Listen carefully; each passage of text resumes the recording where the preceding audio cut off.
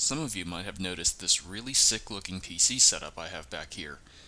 I've gotten a few requests to do a vlog on this system, but quite frankly this thing isn't that much to talk about, as the hardware behind it is fairly outdated. I do plan on doing a build vlog of my new system once I actually stop being lazy and buy the parts for it, but this video isn't it. So about a year ago I had gotten this old thing from a coworker. At that time I was still looking for parts to build another gaming PC for my sister, which some of you might remember as the cameraman for this channel when it first started.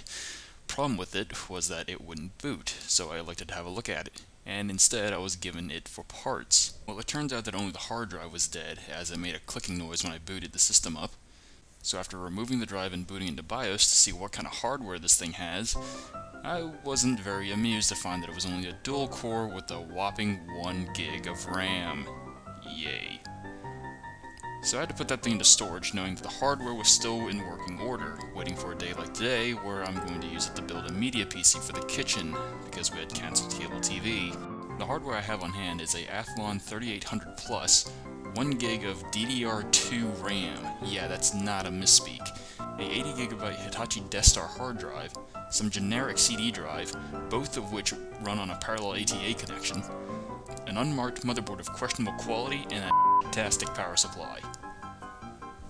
Now here is where things should have stopped had I actually tested all of this hardware before I started working on it, because I was going by prior knowledge that the hard drive was last tested to be working about 6 years ago, before I put it into storage, as that system was replaced by my current workstation, and everything else was last tested to be working about a year ago. So the first thing I wanted to do was transplant everything into my old case, just so it would match the cabinet colors of the kitchen and have enough space to manage all those freaking ribbon cables. And after dusting everything off and getting cut in the process, I booted up and...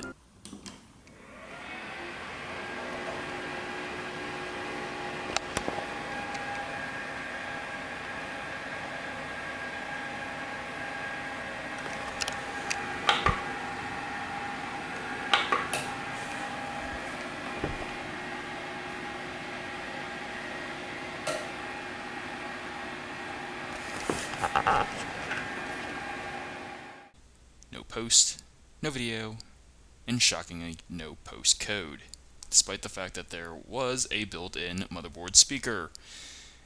And then I started pulling parts out of this thing to try to induce a post code, and still nothing. So at this point, having built a glorified AMD brand vacuum cleaner, I called it quits because to further troubleshoot this would require that I buy a debug card, and given how old the parts I was using, it simply wasn't worth the headache. Now this build log was a bit of a departure from what I normally do, but if I had to do something other than paper swords, it would most likely be computer related stuff. Hopefully I'll be back to making more tutorials starting in May, as finals are coming up for me next week. So for the time being, here's my previous tutorial, and a chocobo. Just cuz.